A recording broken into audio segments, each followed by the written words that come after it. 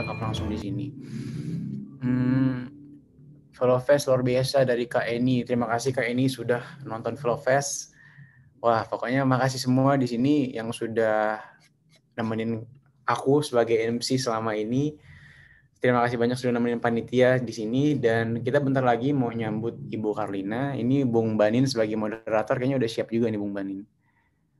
Udah siap ya Bung? Siap, Bung.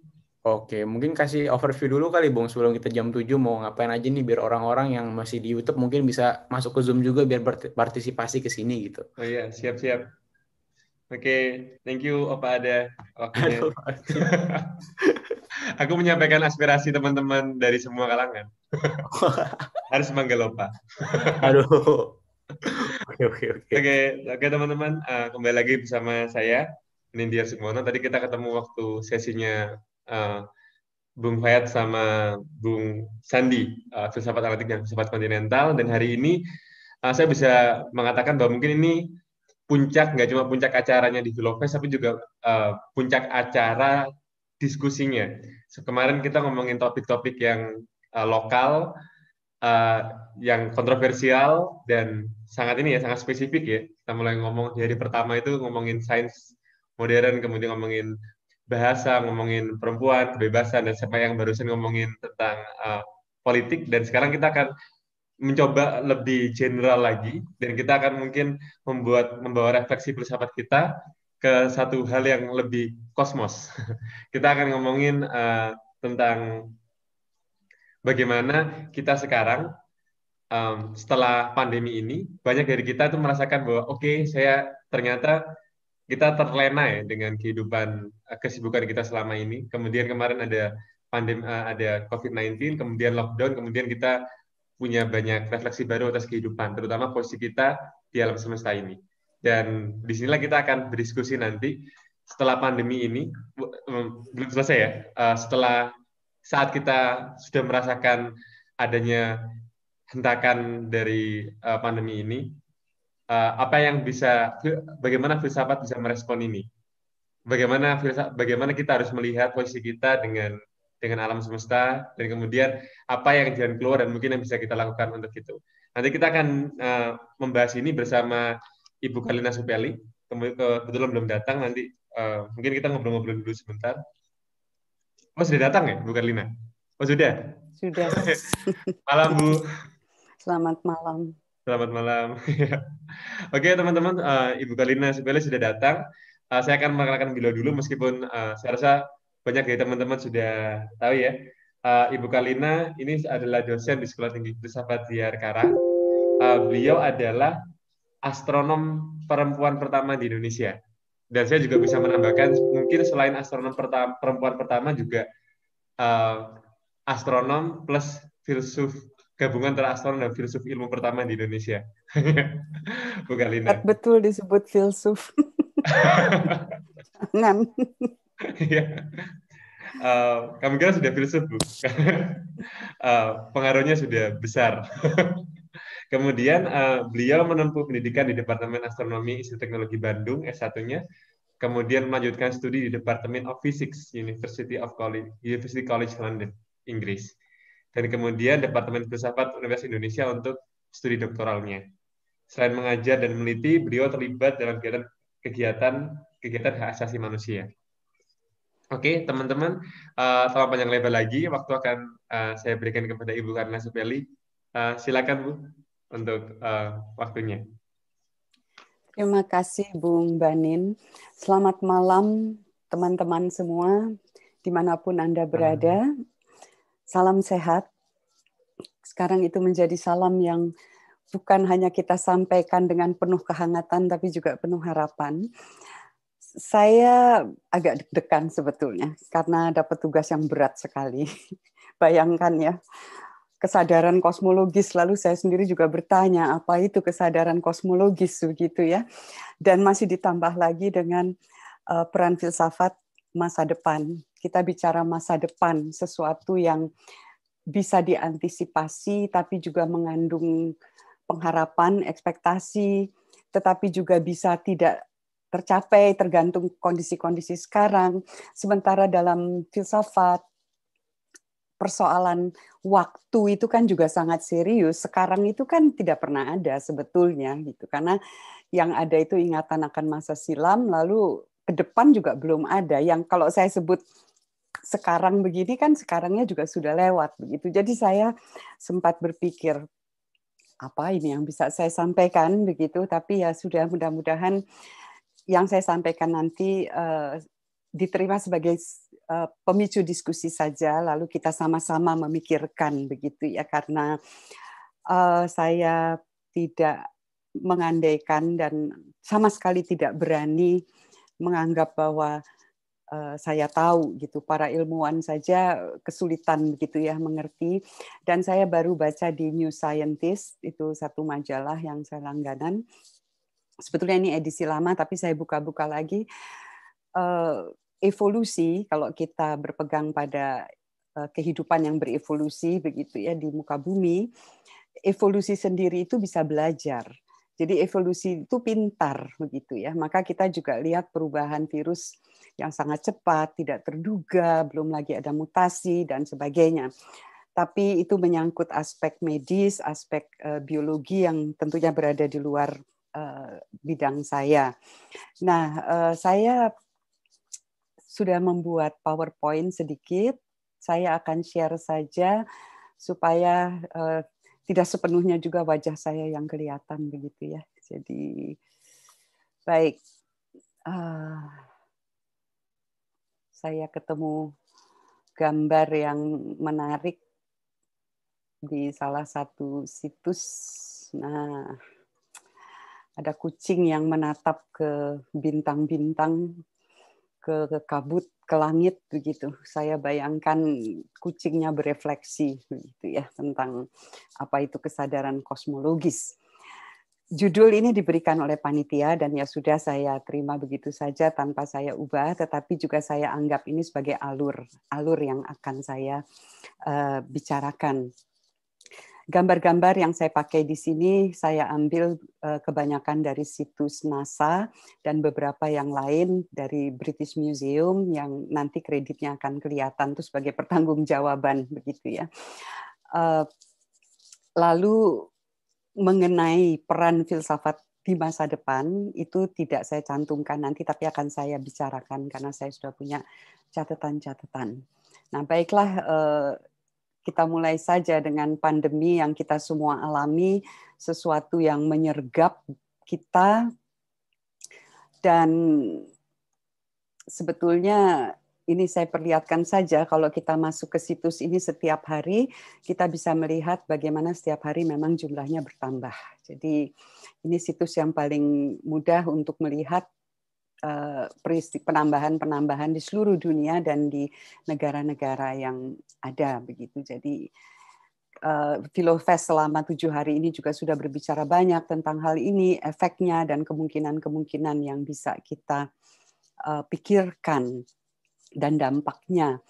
Nah, pertarungan panjang melawan penyakit menular kali ini itu ada banyak sekali dampaknya, kita tahu ekonomi dan sebagainya, tapi ada satu yang sangat getir saya rasakannya, sangat getir, mungkin karena juga saya seorang ibu begitu. Kita senang, kita merasa beruntung bisa berkomunikasi melalui channel ini, melalui Zoom, dan sekolah-sekolah itu ditutup, banyak sekali yang ditutup. Gambarnya belum muncul, ya oke sudah muncul di YouTube.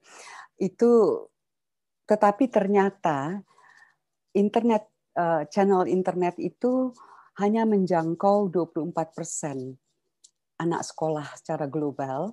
Ada TV, ada radio, tetapi tetap ada 1/3 dari jumlah anak-anak sekolah yang tidak mempunyai akses.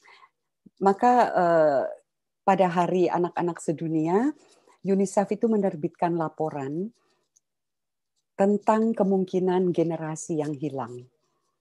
Nah, bagaimana kemudian UNICEF memberikan langkah-langkah untuk menghindari itu. Jadi ini sesuatu yang getir gitu. Saya ingat ketika tahun 98 krisis ekonomi di Indonesia, gizi buruk menyerang anak-anak.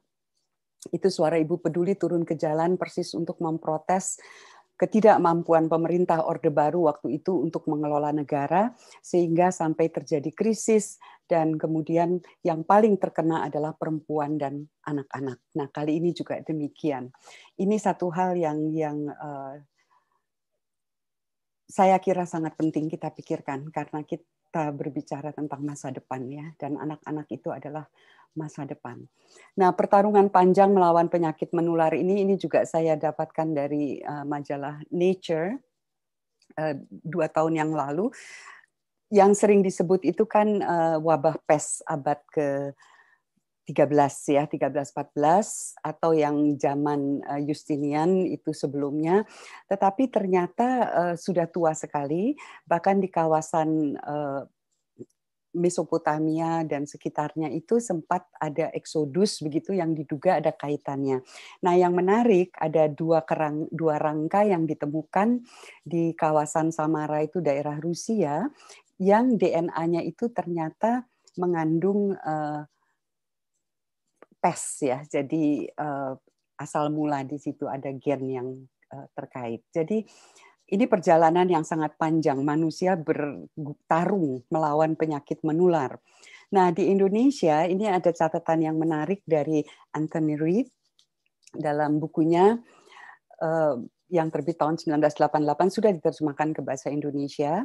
Dia mengaitkan kisah calon arang, itu adalah perempuan yang dituduh sebagai tukang tenung, tukang sihir, itu dikaitkan dengan kemungkinan itu berlangsung dalam situasi pandemi yang berat begitu di zaman Erlangga.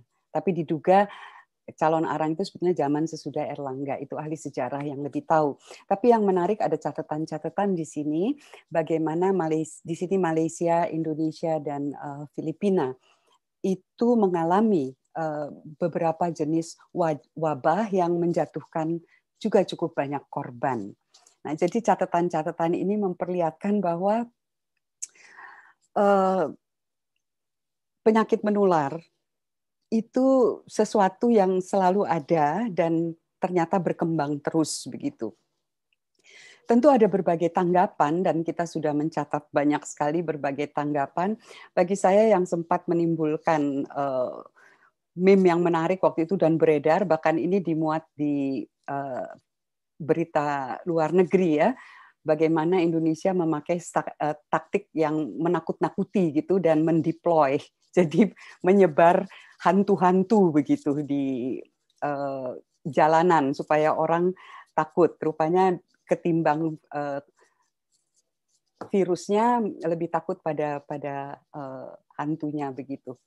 Jadi tanggapannya macam-macam, ada medis, psikologis, ada religius, teologis, mistis juga ya, dan tentu filosofis itu.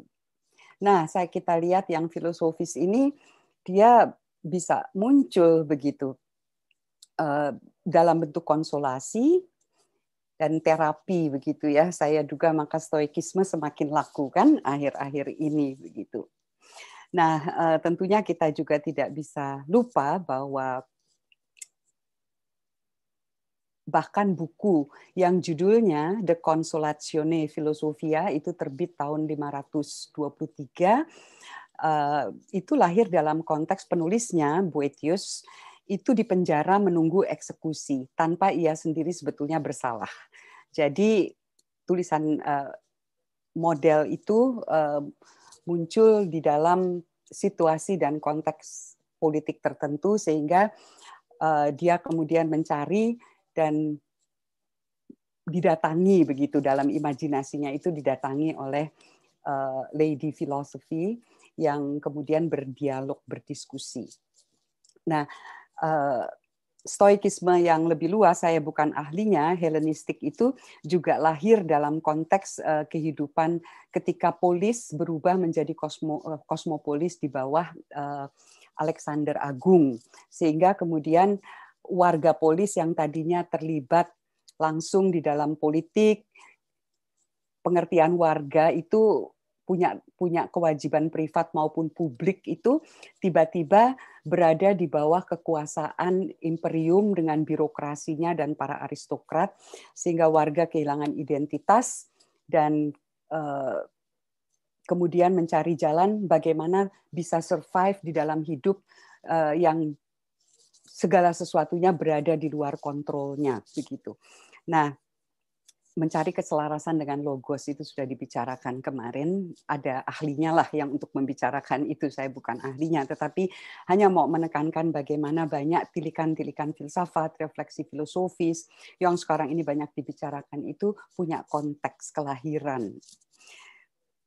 Di Amerika dan Eropa, filsafat sebagai terapi, sebagai konsolasi ini bahkan sudah ada klinik-kliniknya ya. Filsuf Massimo Pigliucci itu kan punya klinik gitu, jadi menerima klinik, dia menerima pasien untuk konsultasi filsafat dalam menghadapi hidup-hidup yang sukar. Mungkin itu salah satu nanti peran dari para peserta Filosofes di sini, mendirikan klinik filsafat gitu. Nah,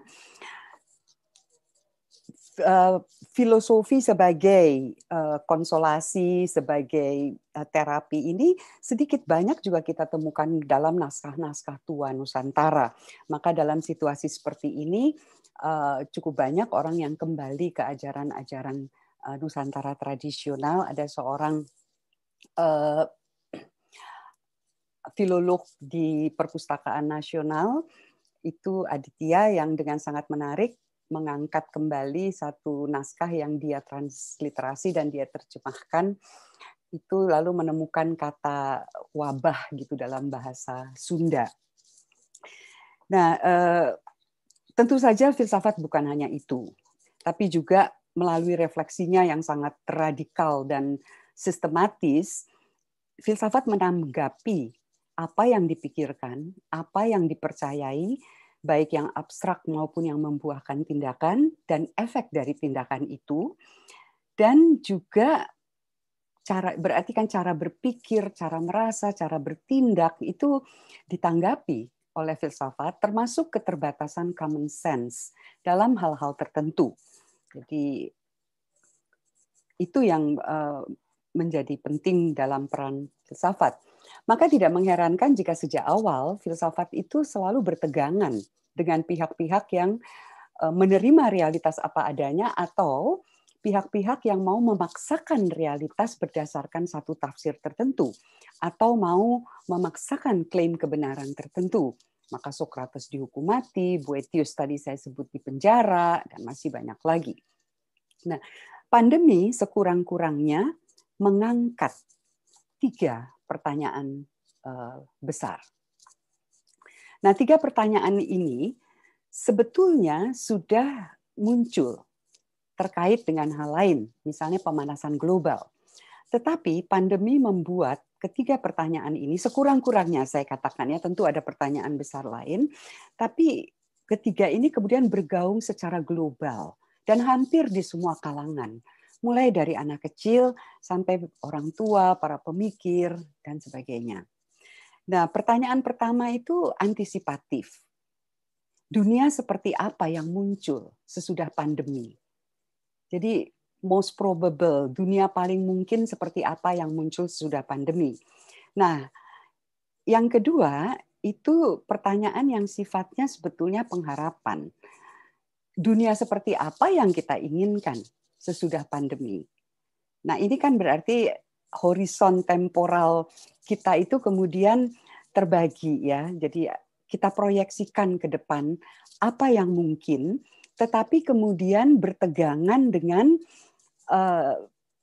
kendala-kendala yang kita pikir ini tidak bisa tercapai kalau demikian. Jadi kita betul-betul diajak berpikir apa yang akan membuat apa yang kita harapkan itu muncul.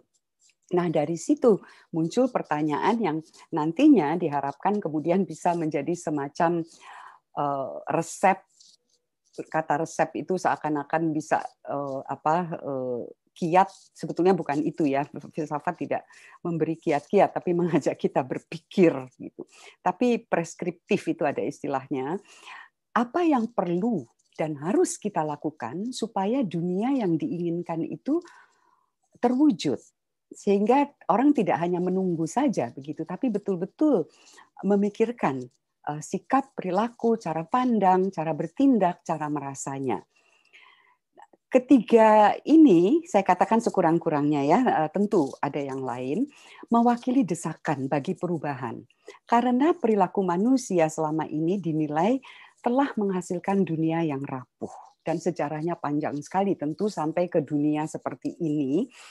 Bayangkan di tengah kompetisi global, pertarungan antar negara untuk menjelmakan revolusi digital, berbagai aspek hidup sehari-hari itu lumpuh serentak justru oleh serangan makhluk renik pada aspek manusia yang tidak bisa didigitalkan, yaitu keragawiannya. Dan ada suatu ironi, kemajuan sains dan teknologi yang mempesona begitu banyak orang ternyata tidak mampu menghasilkan solusi segera untuk mengatasi pandemi. Jadi sementara menunggu solusi ilmiah, antara lain vaksin itu, seluruh dunia kembali ke solusi yang sebetulnya juga sudah dipakai pada permulaan abad ke-20 ketika ada yang disebut flu Spanyol itu. Pakai masker, jaga jarak, kemudian isolasi. Nah, pertanyaan yang diberikan kepada saya itu ada 3. Apa tantangan yang dihadirkan pandemi bagi refleksi filsafat? Apa saja transformasi hubungan antara manusia dan alam selama pandemi? Bagaimana filsafat dapat berperan di dalam situasi ini dan berarti di masa depan? Nah, maka saya mengambil gambar ini dari buku anak-anak, itu nursery rhyme ya. Juga memandang di kejauhan. Memandang langit malam, memandang bintang-bintang itu sebetulnya menatap masa lalu. Jadi ya ini romantis begitu ya, tapi bagi astronom itu bukan hanya romantis, tetapi memberi informasi tentang masa lalu itu seperti apa, dan kemudian dari situ bisa memahami masa kini dan kemudian kira-kira menghasilkan model-model masa depan. Itu kosmologis. Nah, tetapi kesadaran yang disebut kesadaran kosmologis itu sebetulnya kita bisa mengatakan tua sekali, tetapi tergantung pemahaman kita tentang kosmos itu ya, karena kata kosmos itu relatif kan sebetulnya baru lahir abad ke-5 sebelum Masehi.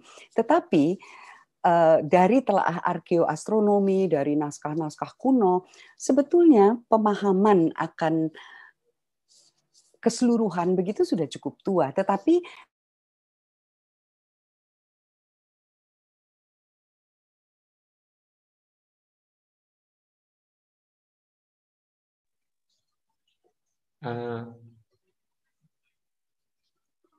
suaranya mati.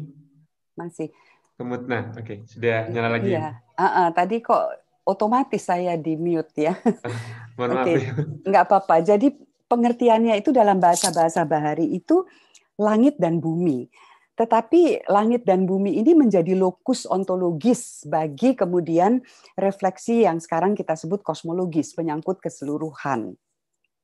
Dan tentu saja pada masa itu diimajinasikan, dibayangkan dan terpadu ya. Jadi kosmogoni, kalau kita lihat kosmogoni kuno yang paling tua yang bisa ditelusuri sebagai suatu keseluruhan itu adalah Enuma Elis dari bangsa Babilonia. Ini sekitar 2000-an tahun sebelum Masehi. Ada naskah yang lebih tua, tetapi yang mengandung refleksi keseluruhan, kosmogoni, teogoni, antropogoni, dan bahkan mengandung kosmografi, susunan bintang-bintang berupa zodiak itu ada di Enuma Elis. Nah, dari sini praktis setiap kebudayaan itu memiliki kisah, walaupun mungkin realitasnya tidak bisa tercover seluruhnya, tapi mitis. Kita bisa mencari di Indonesia, di kelas kosmologi di STF itu, saya tugas pertama kepada mahasiswa itu selalu meminta mereka untuk mencari narasi-narasi asal-usul dari daerah mereka masing-masing, dan sangat menarik.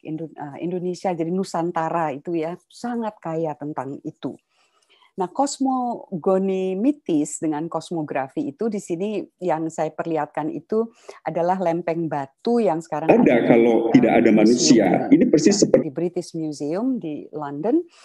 Itu menggambarkan memang salah satu pertarungan di dalam kisah Enuma Elis yang kemudian melahirkan, jadi prosesnya dari kelahiran dewa-dewa, kemudian pertarungan para dewa, kemudian pertarungan ini melahirkan keteraturan sehingga yang buruk itu ditundukkan, dan dari sini melahirkan tatanan yang teratur, yaitu kosmos, dan baru sesudah itu manusia dihadirkan. Jadi kosmogoni itu merupakan kisah panduan sejak dahulu kala itu untuk mengerti posisi manusia di dunia dan hubungannya dengan realitas yang lebih luas. Nah, kosmologi spekulatif yang mengambil bentuk filsafat alam itu lahir sekitar bersama dengan Thales dari Miletus, dan sejarahnya panjang sekali, dan pengertian kosmos itu muncul sebagai pengertian keseluruhan menerima informasi yang sudah direduksi dan direduksi lagi, dan bersifat ilahi. menurut jadi, saya kita perlu semesta, ya melihat dari berbagai dalam seperti itu. Kosmologi empiris kontemporer yang saintifik sekarang ini, universe, alam semesta itu netral. Itu adalah objek begitu yang dipelajari. Tetapi kata kosmos itu tidak netral. Dia mengandung pengertian estetis, indah, selaras, baik, dan etis ya, baik adanya gitu. Nah, kosmologi spekulatif filsafat alam yang paling dominan kemudian sampai muncul nanti teori Kopernikus itu adalah kosmologi Aristoteles terbagi atas dua dunia sublunar dan dunia supralunar, sehingga hukum fisika yang berlaku di kawasan langit tidak sama dengan yang berlaku di kawasan bumi. Ini bertahan kemudian bergabung dengan astronomi Ptolemaios dan menghasilkan konsep yang bertahan hampir 14 abad dengan bumi ada di pusat. Kosmosnya tertutup, kalau Aristoteles itu artinya mencukupi dirinya sendiri, segala yang ada dalam alam semesta. Dan tentu saja ini menimbulkan banyak perdebatan, argumen-argumen ketika kemudian lahir agama-agama monoteis Abrahamik, karena mengakui adanya realitas di luar alam semesta ini. Nah, itu perdebatannya panjang di abad pertengahan. Tapi satu yang menarik, yang jarang dibahas, itu adalah kosmologi spekulatifnya Immanuel Kant. Nah, kosmologi spekulatif Immanuel Kant ini, itu menariknya adalah, ini dia lahirkan sebelum bangun dari tidur dogmatisnya itu ya. Tapi memang tidak terlalu dikenal waktu itu karena bukunya sudah dicetak, tapi penerbitnya bangkrut. Jadi tidak sempat beredar, disita. Jadi baru terbit kemudian beberapa puluh tahun kemudian.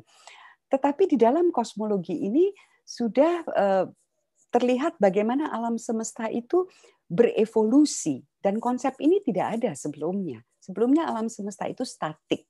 Bahkan pada Newton alam semesta itu ya sudah diterima, kalau memakai bahasa teologisnya, karena Newton juga pakai bahasa itu, ya sudah alam semesta diciptakan oleh Tuhan seperti ini, dan nanti ketika pada abad ke-19 muncul teori evolusi, evolusi itu hanya di bumi, menyangkut kehidupan. Tapi alam semestanya tidak berevolusi. Nah, Kant, yang karyanya kemudian tenggelam itu, tidak dikenal. Di sekolah-sekolah kita hanya belajar teori nebula Kant-Laplace untuk tata surya. Padahal Kant menghasilkan untuk seluruh alam semesta.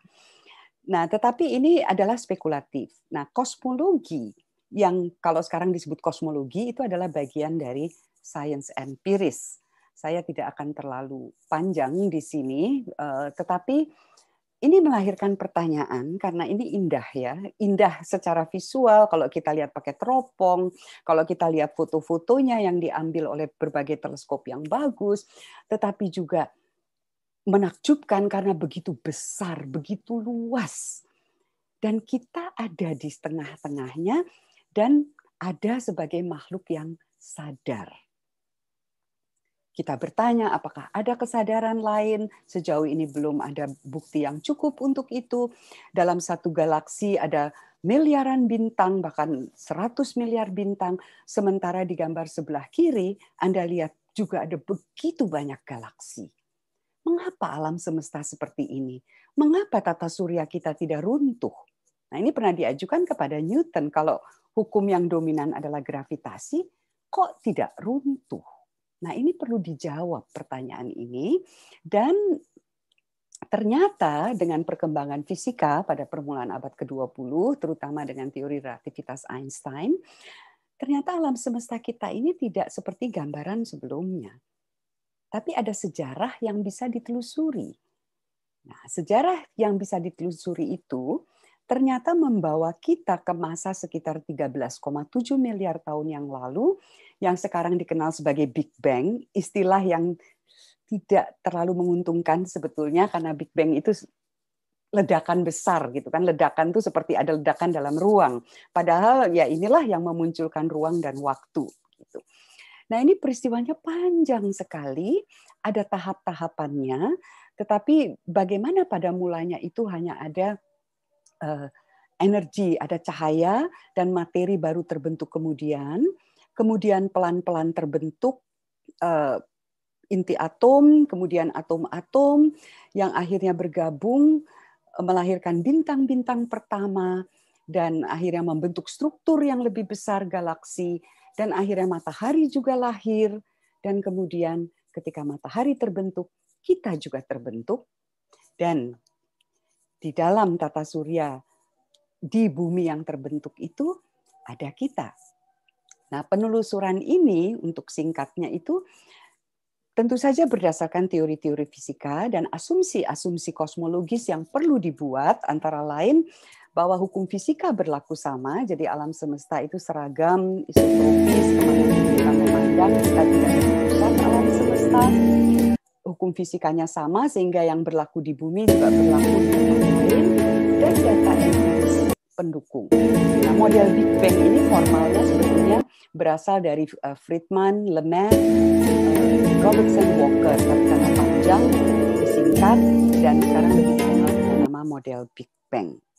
Nah, dengan model Big Bang ini, kemudian kita mengerti bahwa ada hukum-hukum alam, katakan demikian, hukum-hukum fisika yang memang kemudian sudah terbentuk, terdefinisikan sejak beberapa saat sangat singkat sesudah Big Bang, dan hukum di dalam ini teks-teksnya. bekerja berinteraksi Dan kedua, dengan kalau ukuran Eropa yang sangat tepat. 26 September tahun 1889 dari sebuah keluarga Katolik. Kenapa alam semesta begitu Saya itu artinya ada di sana, berada di sana, there being, berada di sana. Semesta itu kemungkinan runtuh. Bagaimana memahami manusia sebagai there being? Ini begini.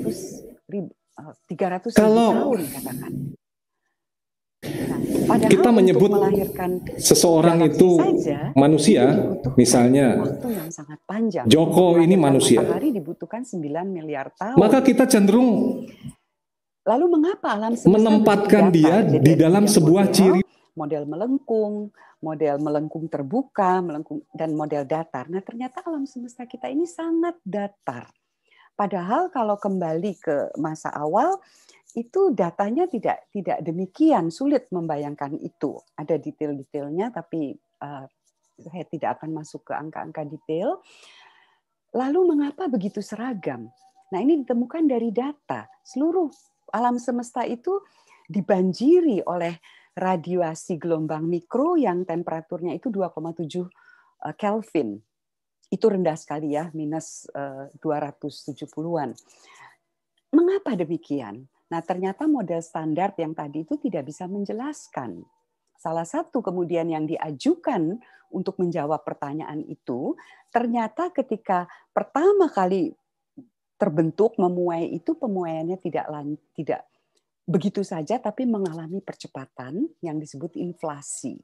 Nah, inflasi bisa menjelaskan mengapa datar, karena pada awal permulaan sekali, alam semesta kita itu mengalami inflasi. Ingat sajalah kalau uang mengalami inflasi itu kan juga nilainya tiba-tiba mau beli roti saja mungkin harus pakai uang 2 karung begitu ya, tiba-tiba menjadi besar itu. Nah, ini sangat singkat tetapi berpengaruh besar dan juga menjelaskan mengapa alam semesta seragam. Artinya gejala yang sekarang diamati itu bisa dijelaskan.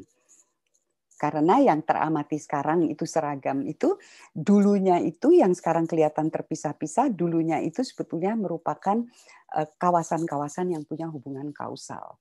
Tapi menariknya model ini ternyata menghasilkan konsekuensi multiverse. Jadi alam semesta itu kemungkinan bukan hanya satu, tapi ada banyak, dan banyaknya itu bukan 10 begitu ya, tapi banyak sekali. Nah, ini kemudian melahirkan pertanyaan kan, bisa menjawab pertanyaan mengapa alam semesta pas bagi kehidupan. Nah, pasnya ini betul-betul pas karena kalau kita lihat ini evolusi bintang. Jadi tadi evolusi alam semesta, ini evolusi bintang. Bintang itu terbentuk dari awan antar bintang yang mengerut karena gravitasi. Kalau dia seperti matahari kita, kemudian akan berevolusi, menua. Matahari kita sekarang umurnya dewasa tapi belum tua, begitu sekitar 5 miliar tahun. Tapi nanti suatu ketika dia akan mengembang, kemudian tubuh bagian luarnya lepas begitu dan pusatnya mengkerut, mati pelan-pelan. Kalau masanya cukup besar, dia akan meledak menjadi supernova. Nah, ledakan-ledakan bintang ini sudah terjadi di permulaan di alam semesta dini ketika bintang-bintang pertama itu terbentuk. Nah, di pusat bintang itu terjadi reaksi perubahan elemen-elemen kimia. Dari hidrogen menjadi helium, helium menjadi karbon, karbon menjadi oksigen, nitrogen, dan seterusnya sampai unsur berat. Nah, ini yang kemudian karena bintangnya meledak, tersebar di ruang antar bintang, dan menjadi seperti mengkontaminasi ruang antar bintang dengan unsur-unsur berat, sehingga bintang generasi yang lahir berikutnya itu sudah punya unsur berat. Dan ini yang memungkinkan terbentuknya planet. Karena di planet kita kan bukan hanya hidrogen dan helium seperti unsur awal alam semesta, tapi ada besi, ada bahkan tubuh kita itu terdiri dari protein-protein, karbon, hidrogen, itu yang cikal bakalnya itu dibentuk di bintang. Maka ya metafor yang sering dipakai bahwa kita adalah anak-anak bintang itu bukan metafor. Harafiah, sejarah kita itu tertanam di dalam sejarah kosmis, dan bahkan karena kombinasi interaksi yang pas itu, kemudian dunia ini menjadi ada, kita hadir, dan berkesadaran.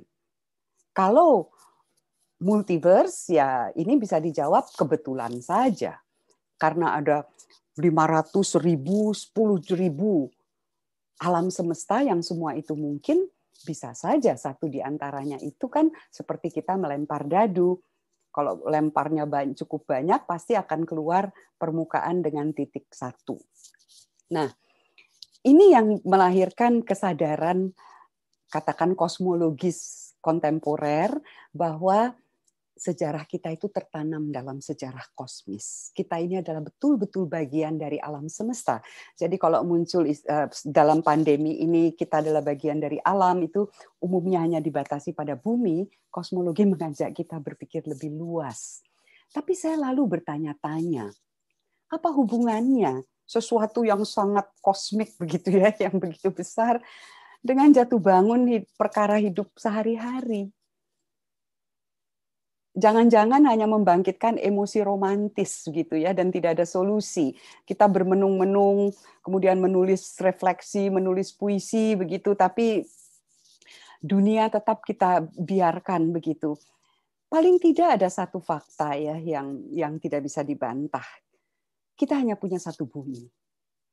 Mars berbeda kondisinya, Venus berbeda.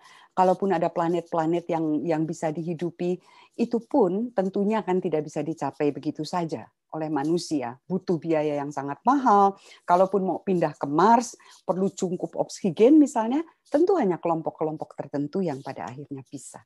Dan bumi yang kita punya ini, nah ini terkait dengan kemudian situasi kita sekarang, itu ternyata dalam waktu yang cukup singkat tidak mampu lagi mendukung kebutuhan umat manusia kalau pola konsumsi, hasratnya itu untuk berkonsumsi itu tidak berubah. Kemampuan bumi untuk mengolah sampah-sampah, limbah-limbah itu juga sudah, jadi manusia sudah menghasilkan limbah yang jauh melebihi kemampuan bumi. Padahal kita hanya punya satu bumi. Nah, kesadaran hijau ini yang tadi mau lebih besar dikaitkan dengan kesadaran kosmologis yang lebih luas itu membangkitkan pertanyaan yang ditanyakan kepada saya. Adakah transformasi hubungan manusia alam selama pandemi COVID-19? Saya tidak bisa menjawab pertanyaan ini karena tentu yang kita lihat sekarang adalah skala kecil ya. Orang menulis, orang melakukan misalnya kemudian berbelanja langsung kepada petani, bertanam di rumah, tanaman organik yang tadinya agak di pinggir, sekarang mulai muncul ke permukaan. Tetapi pertanyaan yang penting kita lakukan, cukup kuatkah pengalaman pandemi ini untuk mengubah hasrat, pola konsumsi, cara pikir secara berkelanjutan? Kemarin saya sempat mendengar Yayas itu kan mengatakan, wah saya khawatir jangan-jangan nanti malah terjadi seperti mengejar apa yang selama ini kemudian terhambat begitu, jadi eksploitasi yang besar-besaran. Nah, data yang ada, yang silakan Anda bisa Google saja dari WWF Jerman, deforestasi Asia, Afrika, dan Amerika Latin termasuk di Indonesia justru meningkat di masa COVID, paling tidak sampai bulan Mei dan Juni. Sementara kontrol itu semakin berkurang karena kan isolasi, keterbatasan. Nah, ini yang membangkitkan kemudian pertanyaan. Apakah manusia itu betul-betul ya tersentaknya pasti betul gitu. Tetapi apakah cukup untuk mengubah perilaku yang berkelanjutan? Sehingga kita betul-betul kemudian memikirkan bagaimana ke depan, dunia seperti apa yang kita inginkan. Nah, di sini tentu saya langsung saja, waktunya masih sekitar berapa? Sekitar 10 menit ya. Ya, ada 10-15 menit. Ya, oke, cukup. Kemudian betul-betul pertanyaan yang diajukan kepada saya. Apa peran filsafat di masa depan dan apa tantangannya? Pertama, saya akan mengatakan tidak usah menunggu di masa depan. Sekarang mulai terlibat dengan membangun argumen bagi possible world, dunia yang mungkin. Nah, filsafat ini pintar sekali, apalagi yang menguasai logika. Itu argumen bagi dunia yang mungkin.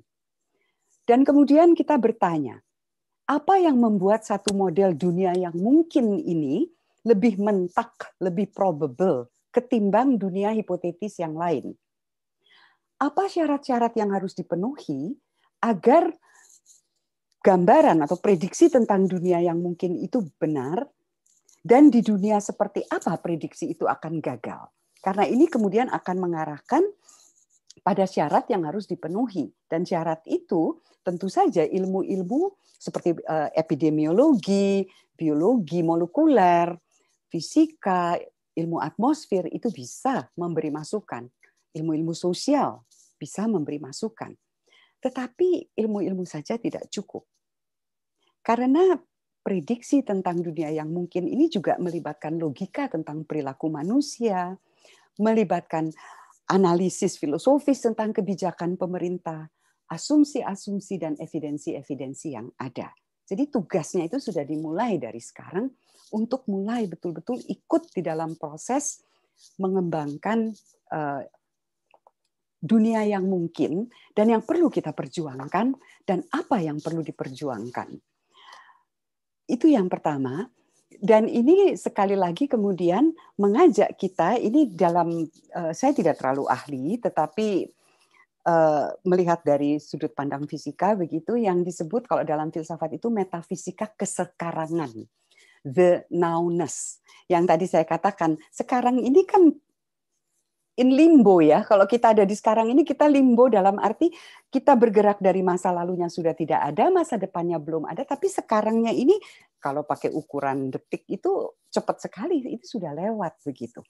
Nah, jadi membawa masa depan, orientasi kita itu adalah ke masa depan. Orientasi kita bukan masa kini, bukan 5 tahun ke depan, tentu yang jangka pendek perlu, tetapi possible world itu membawa kita ke orientasi masa depan. Nah, ini mengingatkan saya akan tantangan dari Hans Jonas. Etika tanggung jawab, etika seperti apa yang perlu dikembangkan ketika orang berhadapan dengan situasi krisis yang begitu menakutkan. Nah, dia mengatakan etika tanggung jawab. Dan memang untuk menghadirkan etika tanggung jawab, manusia itu harus dihadapkan pada kewajiban yang pertama untuk etika masa depan adalah membangkitkan perasaan takut. Takut bahwa kita sendiri yang telah menciptakan kehancuran bagi diri kita. Nah, ini ya ada kelemahan, ahli etika akan bisa membahas itu, tapi ini membuka kemungkinan.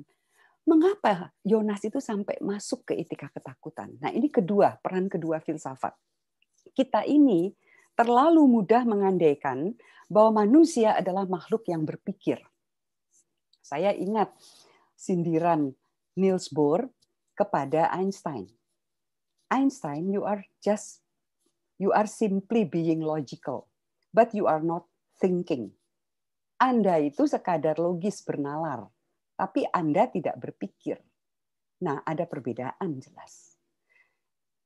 Kembali ke perbedaan antara akal dan budi sebetulnya. Kalau dulu itu dibedakan antara intelektus dan rasio.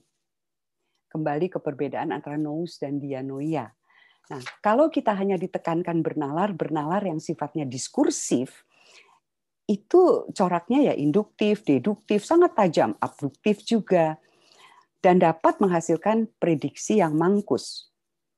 Tetapi nalar ini bisa menjadi silet. Tetapi motivasi manusia itu digerakkan lebih oleh hasratnya. Kemarin Mbak Yayas juga bicara soal gairah. Ini sesuatu yang sangat kuat. Apakah filsafat sudah cukup meneliti emosi, hasrat manusia? Yang kalau Hume itu mengatakan, ya nalar itu pada akhirnya kan hanya budak hasrat. Apa betul seperti itu? Tapi ini melahirkan pertanyaan yang oleh Martha Nussbaum itu pernah diajukan kepada Charles Taylor. Mengapa alasan-alasan yang masuk akal, yang cukup kuat, tidak membuat orang mengubah perilakunya? Kita kan ada di sekitar kita, korupsi, perusakan lingkungan. Berbagai alasan sudah diberikan, pandemi, tapi tidak mengubah perilaku orang. Nah, ini terkait dengan urusan antara hasrat, nalar, motivasi, emosi. Lalu akal budi. Akal budi mengajak kita berpikir melampaui logika diskursif. Karena akal budi melibatkan pertimbangan-pertimbangan. Ada nurani di situ, ada kebudayaan, ada masa lalu yang diperhitungkan. Itu peran yang bisa ditekankan lagi. Ada filsafat akal budi, tapi apakah sudah masuk ke situ? Sudah tentu saja, tapi bagaimana dalam situasi sekarang ini menjadi relevan. Lalu berikutnya adalah filsafat sebagai kritik. Berpikir filosofis itu berpikir radikal. Sistematis, sudah disebut kritis radikal sampai ke akar-akarnya. Dan sangat berguna untuk mengkritik realitas, bukan hanya sebagai latihan di kepala begitu ya. Filsafat diharapkan melahirkan bukan hanya orang-orang yang berfilsafat untuk keperluan mengajar, itu penting, untuk keperluan meneliti, itu penting, berkontemplasi memuaskan kerinduan akan pemikiran yang jernih, itu penting. menulis buku itu penting. Tetapi yang juga tidak kalah penting dan diharapkan dan sepanjang sejarah banyak terjadi adalah melahirkan intelektual-intelektual yang berani bersikap dan memakai seluruh upayanya yang diperoleh dari mempelajari cara berpikir filosofis itu untuk mengeritik keadaan di sekitarnya, mengeritik cara pandang, cara melihat, cara bertindak. Nah, ada banyak yang bisa ditanggapi oleh orang yang mengerti cara berpikir seperti ini. Kemarin ada pertanyaan menarik bagi saya dalam Filofest ini. Bagaimana identitas filsafat itu perlu dirumuskan sehingga bisa membantu ibu-ibu di pasar? Ini sangat menarik bagi saya. Sebelum merombak-rombak identitas, ya perlu ya karena filsafat juga berkembang seperti sains. Kembali ke pertanyaan, apa itu politik? Bagaimana membuat ibu-ibu dan bapak-bapak dan anak-anak itu di pasar itu mengerti bahwa memilih gula impor atau gula lokal punya implikasi politis, persis karena pengertian politik yang mengandung pengertian bonum comuna, kebaikan bersama. Itu contoh. Lalu saya getir satu hal, dan saya akan terus terang saja di sini, saya tidak masalah, mau dikritik silakan, tapi ada satu hal yang bagi saya betul-betul memerlukan keberanian dan katakan begitu ya, dan itu adalah simbolisme apa yang mau dihadirkan, yang mau ditekankan ketika pidato tentang kemajuan negara disampaikan dengan mengenakan baju adat dari suatu masyarakat di Indonesia, ketika 2 hari kemudian persis masyarakat adat yang bajunya dipakai megah saat pidato mengatakan kemajuan itu digusur dari hutan adat sampai mereka tidak punya lagi. Nah, ini bagi saya filsafat bisa berperan di sini, melihat, mencermati, kemarin sudah dibahas tentang kebijakan publik, tentang cara berpikir. Kok banyak orang diam saja, tidak melihat ini simbolisme apa? Mungkin kebetulan, tetapi kan perlu ditelaah dan justru bisa ditarik sebagai kritik. Nah, yang terakhir yang mau saya sampaikan, saya minta sedikit lagi waktu ya, menggali pengetahuan lokal. Ini sudah disampaikan kemarin dan saya hanya ingin menekankan ada kecenderungan dari orang-orang yang terlibat di dalam filsafat, tidak semua, tapi ada kecenderungan melihat filsafat Nusantara ini sebagai falsafah. Tidak ada cikal bakal ilmu pengetahuan karena adanya ngelmu, adanya kearifan bukan pengetahuan. Tapi kalau kita pelajari naskah-naskah kuno, saya tahu kalau dari tradisi Sunda, karena saya orang Sunda, itu penyanyi kita yang suaranya sangat indah, Ibu Tri Utami, itu membuat satu tulisan sekitar 70 lembar tentang pengetahuan Sunda itu.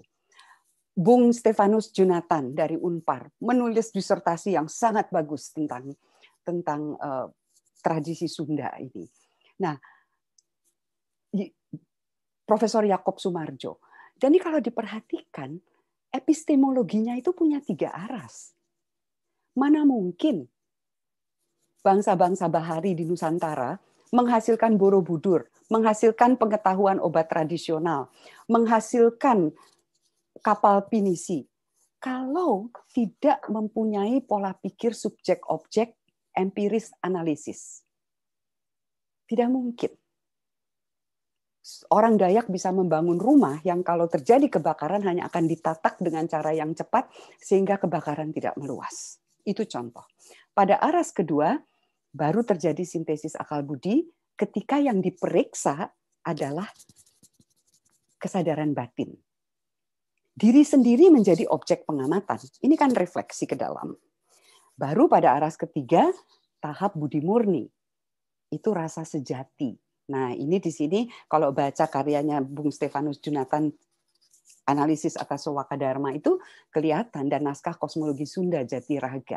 Nah, 3 lapis epistemologi ini kalau berterima, itu akan membuat suatu tantangan bagi filsafat di masa depan untuk berani melakukan pendekatan transdisiplin. Interdisiplin tidak cukup, apalagi multidisiplin. Jadi, dengan transdisiplin bukan hanya kalangan ilmiah, tetapi masyarakat adat itu ikut untuk menghasilkan pengetahuan yang lebih integratif, filsafat yang lebih integratif, yang mengangkat kemudian filsafat Nusantara. Lugasnya banyak jalan dalam peta bagi filsafat masa depan. Masih ada yang lain. Sejarah filsafat tetap penting, itu semua tetap penting. Tapi saya mengambil saja beberapa contoh yang bisa dilakukan. Dan dari tradisi filsafat Nusantara ini ada banyak sekali pengetahuan dan kearifan lokal. Saya tidak mau hanya menyebut kearifan, tapi pengetahuan dan kearifan lokal yang bisa kita kembangkan dalam situasi seperti ini dan menghasilkan pendekatan yang lebih hijau terhadap lingkungan sambil menghormati masyarakat adat. Catatan terakhir, filsafat bersedia meninggalkan diktum yang paling populer terutama di kalangan pembelajar awal filsafat yang merupakan mitos tersendiri, yaitu filsafat adalah dari mitos ke logos. Seakan-akan mitos itu tidak punya logika naratifnya sendiri. Kemarin ada Romo dari sekolah tinggi di Manado ya, itu yang saya tahu mendalami banyak tentang mitos tradisional. Nah, mitos itu punya logika naratifnya sendiri. Kita bisa mulai kalau mau pakai pemikiran filsafat barat, masuklah ke Giambattista Vico misalnya. Bagaimana alih-alih mengatakan seperti para filsuf zaman pencerahan mengatakan bahwa mitos itu adalah cara berpikir kekanak-kanakan, tidak masuk akal.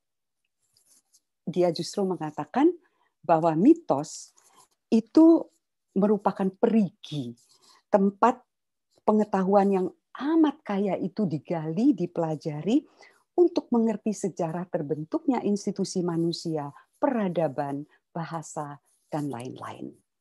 Nah, jadi tugasnya banyak sekali. Dan tentu saja semua itu perlu dilakukan dalam kerjasama dengan ilmu-ilmu. Karena filsafat tidak bisa lagi jalan sendirian. Itu sudah banyak dibahas. Sekian dari saya lebih waktu, minta maaf. Saya akan mengakhiri tayangan saya. Saya kembalikan ke Bung Banin, silahkan. Terima kasih banyak Bu Karlina atas kuliah umumnya. Sangat mencerahkan. Saya tadi bayangkan kalau satu semester itu diajar Bu Karlina seperti apa ya? Langsung pinter. Udahlah, jadi pusing nanti. Satu pertemuan sudah seperti ini. Aduh. Ada yang mengatakan kalau selesai dari kelas saya itu desolasi katanya. Bukan konsolasi, tapi desolasi. Desolasi. Ya, karena terus diminta meragukan. Langsung meragukan semua kesimpulan ya. filosofis. Tadi saya mencatat banyak sekali pandangan poin dari Ibu Karlina, dan kayaknya teman-teman ini sangat antusias, banyak sekali pertanyaan. Tapi sebelum ke teman-teman, jika saya ngasih beberapa dulu tadi, Bu Karlina ngasih ini terpenting di peran filsafat ya, bagaimana kita memberikan imajinasi baru, tugas filsafat memberikan imajinasi baru dan berani memberikan kritik yang juga konsisten. Tadi Bu Karlina menyinggung beberapa tentang penggunaan simbol dan bagaimana komitmen kita terhadap simbol itu sendiri, dan yang terakhir tadi filsafat harus berani meninggalkan mitos ke logos. Tadi ada satu yang sebenarnya saya sudah dapat satu kata itu mangkus. Saya jarang nggak pernah menggunakan itu. Ternyata manjur saya cari di MBA. Ya itu Teman-teman kan bisa dipakai efisien, efektif. Saya berusaha sebisa mungkin memakai bahasa Indonesia karena bahasa Indonesia bisa menjadi bahasa ilmiah itu. Iya, benar. Sangat akurat sekali ini. Dan terakhir mungkin juga tadi Bu Karlina memberikan satu insight sedikit tentang terapi filsafat. Mungkin teman-teman yang itu bisa jadi pekerjaan baru teman-teman. Terapi filsafat silakan dibuka di kota-kota masing-masing. Oke, kita akan masuk ke pertanyaan. Pertanyaan pertama dari ini Bu, dari Christian. Bertanya tentang peraturan dan pandemi. Menurut Bu Karlina itu Ibu setuju nggak dengan peraturan sanksi denda yang dilakukan oleh pemerintah Indonesia demi menjadikan masyarakat yang disiplin akan prokes, protokol kesehatan. Padahal prokes itu sendiri tidak mencerminkan bagaimana cara meraih kesehatan yang sejati. Bagaimana tanggapan Bu Kalina mengenai permasalahan ini? Ya, silakan. Peraturan itu kan jalan pendek ya, jalan gampang begitu ya. Artinya kalau orang tidak patuh, jadi itu semacam pentungan kan. Peraturan itu kan kita mengatasi persoalan dengan pentungan gitu. Nah, ada saat-saat tertentu mungkin memang perlu demikian ketika situasinya sudah begitu gawat lah, katakan begitu. Tetapi betul bahwa yang itu tidak bisa begitu saja, karena yang kemudian perlu dipikirkan kan begini, salah satu yang dampak dari pandemi ini adalah kan sebetulnya memunculkan bukan iri dalam arti buruk ya, bukan iri dalam arti buruk, tetapi perasaan bahwa Anda kok bisa aman tinggal di rumah. Saya ini tidak bisa aman karena saya ini harus bekerja. Jadi ada orang yang memang tidak bisa tidak harus melakukan pekerjaan itu. Dan apakah kemudian tersedia transportasi yang aman? Misalnya, ketika justru dikurangi transportasi umum kan orang malah berdesak-desakan. Jadi memang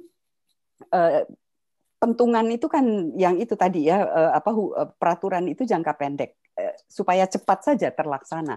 Tapi kalau terus-menerus seperti itu menjadi jalan terlalu mudah. Ada masa memang di mana itu diperlukan. Sama seperti kalau kita sakit, lalu ada peraturan-peraturan ketat yang perlu kita patuhi begitu. Tapi tidak cukup hanya itu. Karena lalu perlu dipikirkan bagaimana terutama bagi masyarakat yang paling terkena dampak. Orang mengatakan virus itu demokratis, semua kena. Tapi dampaknya kan tidak. Ada kelompok-kelompok yang paling terkena. Dan ini kalau menerapkan peraturan begitu saja, harus bayar denda, dari mana dia dapat dendanya untuk membayar itu. Oke, baik. Ini ada pertanyaan berikutnya dari Sylvia Adinda. Pertama, Sylvia terima kasih atas pemaparannya. Kemudian bertanya, keresahan dasar saya sebagai manusia yang makin intens ketika masa pandemi adalah, apakah memang pada dasarnya bumi dan manusia berjalan menuju kehancuran melihat destruksi dari aktivitas manusia atas bumi yang kita tinggali? Atau sebenarnya masih boleh kita berharap akan sebuah perubahan yang menjunjung keselarasan dan keberlanjutan? Mungkin ini tadi juga connect dengan salah satu pertanyaan sebelumnya. Dia bertanya, apakah metafor ini benar bahwa sebenarnya, apa kita bisa menjustifikasi metafor bahwa sebenarnya manusia itu kanker dari bumi? Iya. Dalam majalah New Scientist yang tadi saya sebut, tapi ini tahun yang berbeda, itu ada satu edisi, itu dunia di tahun 2076. Ya, jadi itu edisi 2016, jadi 60 tahun kemudian, dunia di tahun 2076. Dan salah satu prediksinya itu adalah manusia sedang menuju ke kehancurannya sendiri. Jadi ini prediksinya ilmiah begitu ya. Persis karena kehancuran lingkungan, lalu limbah yang tidak teratasi, berbagai hal itu.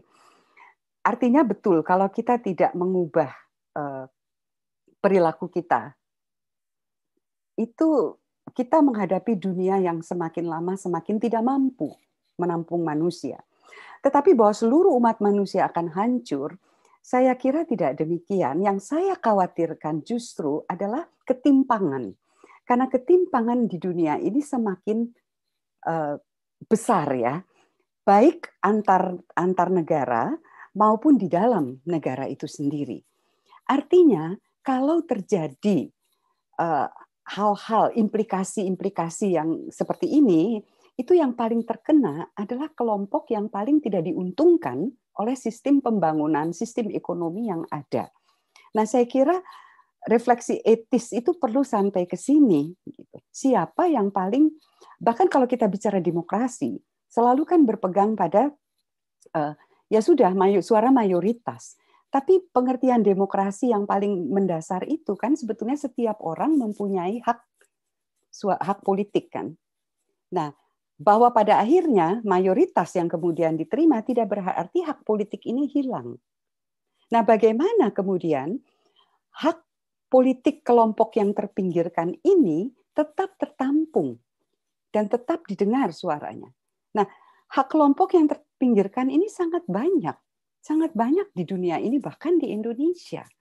Apakah undang-undang, peraturan-peraturan yang dilahirkan itu ketika terjadi, kembali ke tadi ya, ketika terjadi kemudian bencana alam, lingkungan alam misalnya, yang paling terkena itu siapa? Nah, ini mereka yang perlu, dalam sistem demokrasi itu mereka yang paling perlu ikut di dalam pembuatan kebijakan. Saya tidak mengerti filsafat politik, tapi bagi saya refleksi filosofis itu perlu sampai ke kelompok-kelompok marginal. Itu. Jadi kemungkinan selalu ada, dan nanti ini kan salah satu yang belum saya sebut di sini, kemungkinan sebetulnya sudah saya catat. Antisipasi masa depan begitu ya, yang salah satunya adalah kan pengalaman pandemi ini membuat perusahaan-perusahaan yang besar dan teknologi itu akan menghasilkan robot-robot yang kan tidak akan, kalau sampai terulang pandemi seperti ini kan mereka tidak akan terkena begitu ya, sehingga kemudian kan lebih gampang menyewa robot daripada menjadikan manusia sebagai tenaga kerjanya. Nah, ini kan juga termasuk salah satunya. Jadi, filsafat manusia seperti apa yang perlu dikembangkan, filsafat teknologi seperti apa, ada ide transmanusia persis untuk mengatasi kekhawatiran akan kehancuran itu. Kalau begitu harus dihadirkan manusia-manusia yang super cerdas, transhuman, atau pasca manusia, transmanusia, yang jauh lebih cerdas, yang punya fisik itu begitu kuatnya sehingga tidak akan terkena oleh ya epidemi dan sebagainya ini. Pertanyaannya lagi, kan apa seluruh 7 miliar manusia dunia punya uang untuk membayar 7 miliar manusia yang nantinya kan kalau ke depan mungkin akan jadi 11 miliar. Jadi tantangannya besar dan problemnya memang untuk menjawab pertanyaan tadi ya. Kemungkinan itu ada, tapi kok saya tidak yakin seluruh umat manusia akan punah, kecuali perang nuklir. Kecuali perang nuklir. Ya, terima kasih. Ini ada pertanyaan lagi berikutnya. Dan ini berhubungan dengan tadi mungkin poin Bu Karina tentang imajinasi possible world. Izin bertanya, bukan aja kosmologi menjadi inspirasi untuk merancang dunia yang mungkin pasca pandemi. Pertanyaannya adalah, apakah selain merancang model yang paling kuat, misalnya dalam konteks kosmologi adalah Big Bang, juga diperlukan upaya memastikan model tersebut dapat hadir bersaing dengan model-model lainnya? Karena saat ini misalnya kapitalisme berupaya menawarkan model possible world-nya sendiri, misal vaksin sebagai solusi. Bagaimana kita bisa memastikan model alternatif, misal perubahan di tataran produksi dan konsumsi misalnya juga diperlukan tidak sekedar vaksin. Terima kasih. Itu pertanyaannya. Mungkin saya ingin menambahkan juga, kebetulan ini juga pertanyaan yang sangat menarik. Bagaimana juga kita bisa memastikan sebenarnya, apakah Bu Karina bisa memberikan mungkin 1-2 poin untuk apa yang perlu kita jaga sebenarnya saat kita bayangkan the best possible world itu apa yang perlu kita pegang untuk sebagai satu prinsip? Ya, saya jawab yang kedua dulu ya, karena untuk masuk ke yang pertama tadi. Yang pertama-tama itu jelas adalah realistik ya. Maka pertanyaannya kan yang paling mungkin ya, yang kementakannya itu paling mungkin, tetapi di dalam yang paling mungkin itu kemudian secara realistik masih bisa menampung hal-hal yang kita anggap memang baik bagi manusia masa depan itu. Nah, di situ kan lalu kita memang tentu saja setiap sistem ideologi akan menawarkan possible world-nya itu, dan itu sudah terjadi sejak dahulu begitu ya. Itu.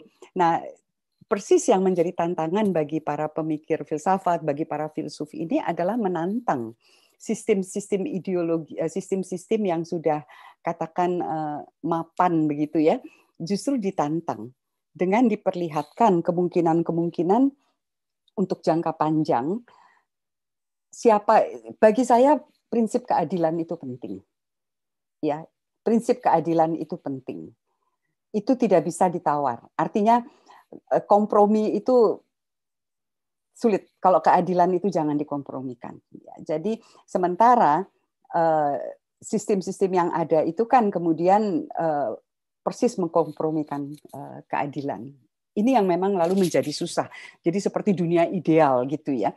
Tentu apalagi kalau pembangunan itu kan seringkali memang komprominya memakai pendekatan pragmatik itu ya. Jadi memberikan kebaikan terbanyak bagi sebanyak mungkin orang. Tapi persis kita tahu bahwa pendekatan ini kan kemudian tidak adil. Itu. Jadi realistik dan adil. Dan unsur-unsurnya kemudian kita bisa masukkan seperti membangun kosmologi itu kan kemudian ada kondisi-kondisi awalnya apa ya. Jadi kita masukkan misalnya kerusakan lingkungan, laju kerusakan hutan. Kalau tetap seperti ini, nanti seperti apa? Lalu kepunahan flora fauna ya. Lalu pangan, kebutuhan pangan. Nah, ini dimasukkan. Ini yang sifatnya tentu saja data ilmiah ya. Tapi kemudian filsafat itu kan bisa merefleksikan nanti dulu. Ini evidensinya cukup memadai atau tidak? Ya. Lalu logika dari sisi lainnya, perilaku manusia dan sebagainya itu mungkin tidak menghasilkan ini sebagai model yang realistik begitu. Jadi semacam membangun skenario tapi bukan hanya kualitatif, tetapi betul-betul memakai pertimbangan-pertimbangan logika, epistemologi, etis, dan saintifik. Kerjasama. Siapa tahu bisa untuk mahasiswa proyek bersama atau kelompok studi kan banyak ini sekarang, kelompok studinya. Dan justru menantang. Bisa saja tidak berangkat dari nol, tapi memeriksa model dunia yang mungkin yang sudah ada. Kemudian itu diperiksa, begitu. Dengan situasi pandemi seperti ini, model itu masih the best possible world atau tidak? Best possible world sekali lagi komprominya adalah harus realistik, gitu ya.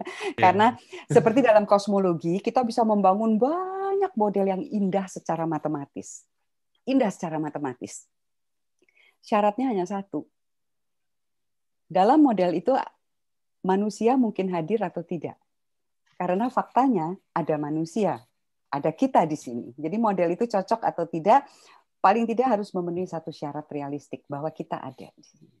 Itu contohnya. Ya, terima kasih Bu. Jadi mungkin jawabannya buat Masnya ya. Jadi ya benar, kita juga harus memastikan juga ada dua prinsip yang mungkin harus kita pegang. Yang itu tadi realistis dan prinsip keadilan. Tapi kita ini ya teman-teman, kita batasi pertanyaannya. Mungkin kalau 5 lagi, sekitar 4 atau 5 pertanyaan lagi. Nanti saya pilih juga pertanyaannya. Mohon maaf nggak bisa nganu semua mungkin. Jadi saya ambil yang ini ya, fokus kepada topik sekarang. Jadi yang ada hubungannya dengan ilmu, filsafat, pandemi, dan kosmologi. Ini ada pertanyaan dari Irfan Muhammad. Dia tanya, bisakah filsafat keluar dari hamba sahaya ilmu? Bisakah filsafat memandu ilmu termasuk saat menghadapi wabah kini? Ini juga menarik karena kebetulan saya juga belajar filsafat ilmu, dan peran filsafat dan ilmu itu banyak juga yang mereka berpandangan bahwa filsafat itu dulu hamba teologi tapi sekarang sudah hambanya ilmu. Ya, apa yang dikatakan ilmu, mereka memberikan justifikasi itu. Apakah ada kemungkinan keluar dari pola itu apakah ada kemungkinan keluar dari pola itu, dan apakah memang ini sebenarnya jalan yang kurang bagus sebenarnya saat filsafat itu hanya mengatakan iya pada ilmu, oke, ini melakukan seperti ini, makanya dia melakukan justifikasi perapian sedikit, tapi nggak sebagai guiding, mungkin guidance-nya, nggak sebagai guidance. Pandangan Ibu seperti gimana? Iya, saya juga mengajar filsafat ilmu di STF. Jadi begini, menarik ya, dulu memang dia disebut sebagai pelayan teologi, malah ada penekanan lagi pelayan yang patuh begitu ya, yang sama sekali betul-betul tunduk gitu. Tapi kemudian disebut sebagai pelayan ilmu. Ini kan bermula sebetulnya dari refleksinya Hume kalau tidak salah ya, Hume yang mengatakan gitu, ya syukurlah kalau orang tidak usahlah punya ambisi mau menjadi Newton, para filsuf ini mau menjadi Sydenham, Robert Boyle, nggak usah lah. Cukup ambisius kalau dia itu kemudian mau membersihkan jalan bagi ilmu, menyapu remah-remah yang menghalangi ilmu itu maju gitu ya. Nah, itu mulai dari situ sebetulnya. Lalu dalam perkembangan permulaan abad ke-20, saya kira juga demikian kan, bahwa filsafat itu meneliti pernyataan-pernyataan ilmiah untuk melihat, saya kira waktu itu kan perdebatannya dengan metafisika ya, jadi menyingkirkan yang metafisis dari ilmu, ini kelompok positivisme logis. Tetapi juga ada sejarah yang kontekstual, bukan konstitutif. Kita kalau sejarah konstitutifnya kita tahu dari pemikiran Carnap. Nah, sejarah kontekstualnya ini adalah kan masa awal Perang Dunia Pertama, ya. Jadi hancurnya Eropa karena Perang Dunia Pertama, lalu lahirnya, tumbuhnya fasisme, dan banyak sekali pernyataan-pernyataan metafisis yang dipakai untuk melegitimasi ideologi waktu itu. Nah, para pemikir dari kelompok lingkaran Wina ini, positivisme logis dan empirisisme logis, terutama Otto Neurath, itu sangat cemas dengan situasi itu, dan dia sampai mendirikan museum-museum kan yang memakai gambar-gambar untuk dibaca oleh orang kebanyakan, dan disitulah kemudian filsafat itu membantu dan ilmu-ilmu sosial itu membantu masyarakat untuk bisa memisahkan, memilah betul mana yang merupakan slogan-slogan yang terdengar begitu besar karena membawa-bawa metafisis dan realitas yang sesungguhnya. Maka fakta menjadi penting. Diktumnya Neurath waktu itu adalah metafisika memecah belah, ilmu mempersatukan. Itu jadi ada sejarah seperti itu ya. Nah, ini mereka sesudah Perang Dunia Kedua, beberapa filsuf analitik itu keliling di Eropa dan betul-betul menekankan betapa pentingnya mengacu kepada fakta. Nah, rupanya sekarang itu mulai perlu dilakukan lagi ya dengan situasi post-truth seperti ini. Karena lalu yang muncul adalah slogan-slogan yang dipakai justifikasi bahkan juga secara ilmiah. Misalnya tentang rasisme. Itu kan bertumpu pada eugenika, yang disebut ilmu eugenika itu bertumpu pada Darwinisme sosial. Jadi ilmu juga dipakai. Nah, filsafat ilmu kemudian yang tumbuh waktu itu adalah melakukan rekonstruksi logis atas ilmu, kerja ilmu, sehingga kemudian bisa dikenali bagaimana ilmu itu berkembang. Tapi pasca Perang Dunia Kedua kan situasinya berubah. Situasinya berubah sehingga dimensi kontekstual ilmu ini penting dipertimbangkan. Nah, posisi sekarang saya pikir yang kalau kita perhatikan sebetulnya tidak tunduk pada ilmu ya, tetapi kan memang ada analisis filosofis. Jadi filsafat ilmu sebagai analisis filosofis tentang bagaimana ilmu bekerja, bagaimana dia justifikasinya itu bisa diterima. Tetapi para fisikawan itu lalu mengatakan filsafat ilmu tidak ada gunanya bagi fisikawan. Ada kata-kata Dawkins yang sangat terkenal kan itu. Nah, filsafat ilmu itu seperti ilmu burung, ornitologi bagi burung-burung gitu. Jadi filsafat ilmu untuk ilmuwan itu seperti itu begitu ya.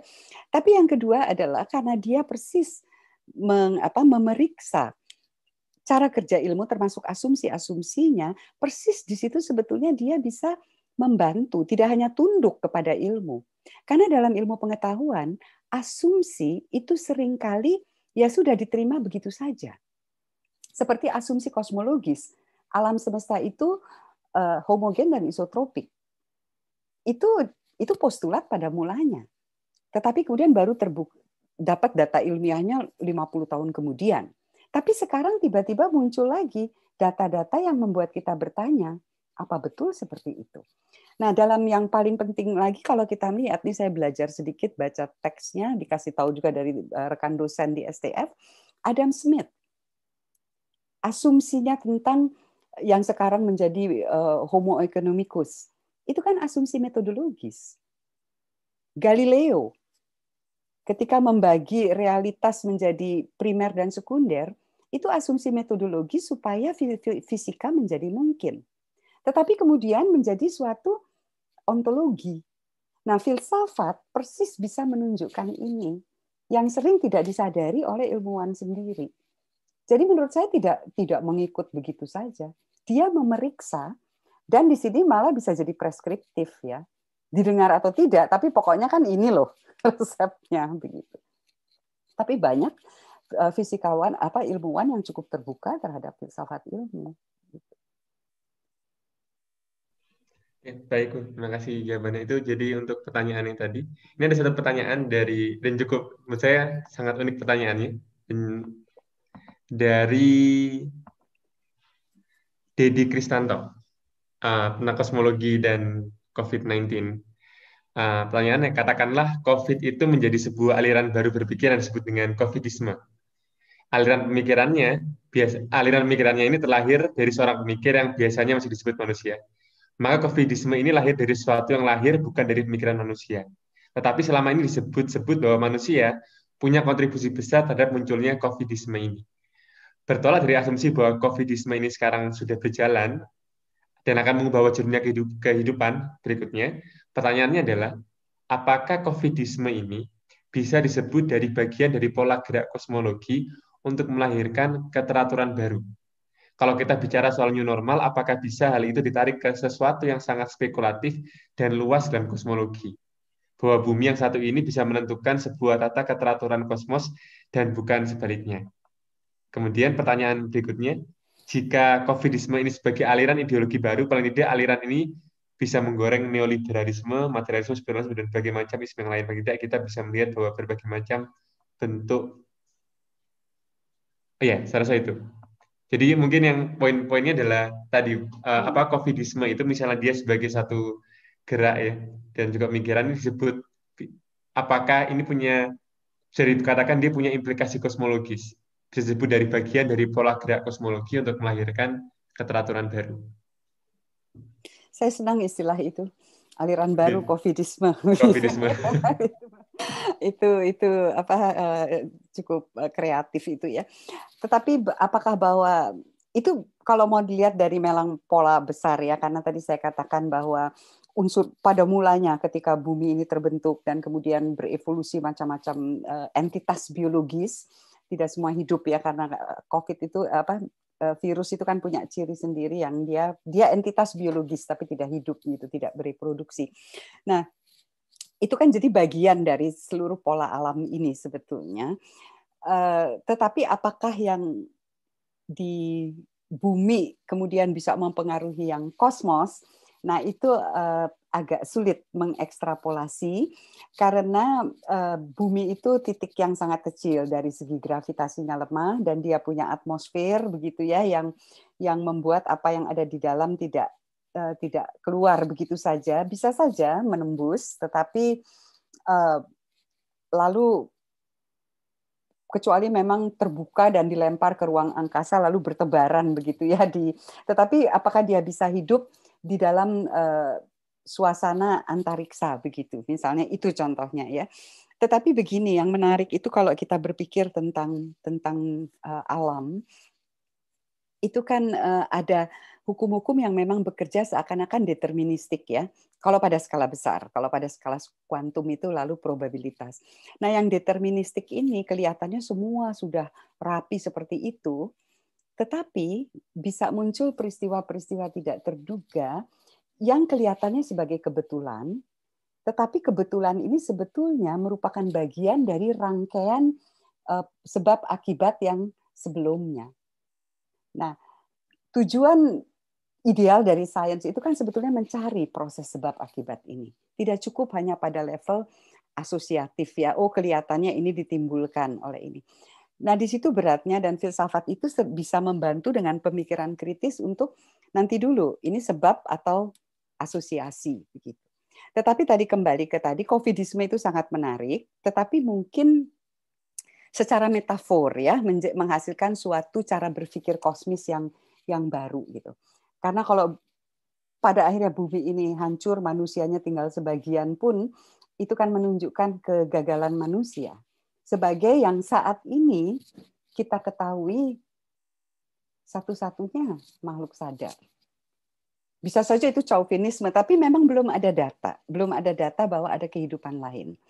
Dan situasi fisika untuk menghadirkan kehidupan dan biologi dan kimia itu tidak gampang. Tidak bertebaran di alam semesta, itu tidak. Maka ada yang mengatakan kita ini outrageous fortune. Kebetulan yang betul-betul ya luar biasa gitu loh. Jadi untuk melihat terbalik ya, bumi mempengaruhi itu, kalau untuk skala kosmos agak sulit. Baik, itu mungkin jawabannya untuk Mas, saya lupa tadi. Ini ada pertanyaan yang juga bagus dari Rangga Mahaswa. Ini terkait dengan tadi solusi Ibu yang ketiga tentang mitos tadi, mitos logos mitos itu juga mitos sebenarnya, mitos ke logos itu sebuah mitos yang harus dibongkar. Ini pertanyaannya adalah possible world apa yang ditawarkan? Oh, bukan, ini dari YouTube. Ada di YouTube ada pertanyaan dari Bapak Warsono Hadi Subroto. Pertanyaan seperti ini, possible world apa yang ditawarkan oleh berbagai kosmogoni yang ada di Nusantara? Sanggupkah mitos-mitos itu menyelamatkan tanah adat, misal dari perusakan, atau mitos saja tidak cukup? Ini pertanyaan menarik ya. Iya. Kalau kita baca beberapa itu memang disebut mitos, tetapi kan kalau kita masuk ke kosmologinya masyarakat adat, itu kan bukan mitos ya. Maka saya sebutnya narasi mitis ya. Artinya dunia mitis yang memang lalu keterhubungan lah. Jadi kalau kita mau masuk ke situ, kosmologi kita itu perlu menerima 3 dimensi keterpaduan antara jadi antropo, kosmo, teologis. Itu menyatu. Nah, sebetulnya memang perlu dipelajari. Saya belum mempelajari secara mendalam kecuali beberapa naskah-naskah dari tradisi Sunda. Nah, tugas kita adalah masing-masing yang mengerti ya. Ini filolog, lalu yang ahli transliterasi, ahli menerjemahkan itu, kalau kita datang ke Perpustakaan Nasional, itu luar biasa kekayaannya di situ. Nah, salah satunya itu kan saya ambil contoh saja tentang Dewi Sri, Nyi Puah Aci, Sang Hyang Puah Aci kalau di tradisi Jawa Barat, tempat saya dibesarkan di kota Sukabumi. Leluhur saya dari Sunda ya, dari Banten itu. Nah, itu ada penghormatan terhadap Nyi Puah Aci. Lalu ini kan sekarang menjadi dongeng saja, dongeng anak-anak. Padahal bukan. Itu kalau dibaca betul dunia yang ditawarkan, itu adalah yang menggambarkan bagaimana segala sesuatu yang kita makan, beras, nasi yang berasal dari beras, tumbuh-tumbuhan, rerumputan, apapun itu, bahkan alang-alang, itu berasal dari tubuh yang keramat, yaitu Nyi Puah Aci. Itu berasal dari dia. Sehingga apapun yang kita makan, itu menghubungkan antara kita di bumi ini, manusia, dengan sesuatu yang ada di dunia yang keramat itu. Sesuatu yang ilahiyah, begitu. Maka dulu, ini saya baca dari beberapa penelitian di beberapa universitas dari Pajajaran, tuh dulu itu di daerah-daerah Sunda, dan saya ngalami sendiri waktu saya kecil, kalau saya makan di warung, nasinya tuh tidak bayar. Bayarnya itu untuk lauknya. Tentu saja sudah diperhitungkan ya. Tetapi mengapa? Karena itu simbol bahwa ini menyangkut hajat hidup orang banyak. Ini menyangkut sesuatu yang berasal dari bumi, dan bumi itu adalah untuk kepentingan bersama, maka tidak boleh gitu diperjualbelikan. Itu kan contoh dari possible world yang bisa dibangun, yang tentu nanti disesuaikan ya dengan perkembangan zaman, tetapi ada suatu epistemologi di situ yang penting untuk kita bongkar dan tidak kita kemudian itu kan mitos. Dan itu bukan pemujaan, itu penghormatan. Lalu dikatakan masyarakat dengan agama-agama leluhur itu memuja pohon, memuja batu, bukan, memuja sungai, bukan. Mereka menghormati karena itulah yang menyebabkan mereka hidup. Menghormati leluhur karena leluhurlah maka mereka bisa ada di sini dan seperti ini karena ajaran leluhur. Jadi itu suatu penghormatan. Nah, kategori-kategori ilmiah seperti dinamisme, animisme itu kan kategori metodologis, kategori analitik supaya orang-orang barat yang datang ke Indonesia membawa ilmu ini bisa mengerti bagaimana sih memahami kok orang membawa sajen bawa ke pohon gitu. Maka dibuatlah kategori analitik itu. Tapi kalau dengan gampangan lalu kita mengatakan kategori analitik itu kita pakai di dalam bahasa yang lebih luas untuk memahami praktik-praktik masyarakat leluhur yang mewarisi tradisi leluhur ini, lah jelas keliru. Itu kan lalu mau memaksakan kategori analitik ilmiah ke dalam pengalaman kosmologis. Itu Pak Warsono mudah-mudahan menjawab. Iya, terima kasih pertanyaannya Pak Warsono dan tadi Rangga Mahasiswa yang menaruh komen dari Pak Warsono dari YouTube ke sini. Mungkin 1 atau 2 pertanyaan lagi, Ibu ya. 1 atau 2 pertanyaan lagi. Oke, ini ada teman dari kita dari Anugrah, Mas Anugrah. Ingin bertanya tentang mungkin menyambung yang tentang ilmu dan filsafat dan kemungkinan-kemungkinan yang mungkin dari kosmologi itu. Ingin bertanya gini, saya ingin bertanya mengenai poin bahwa pada pandemi sekarang perkembangan sains dan teknologi dengan segala kemajuannya tidak cukup untuk mengatasi pandemi. Namun, bukankah yang paling mungkin memberi sumbangan paling besar adalah sains?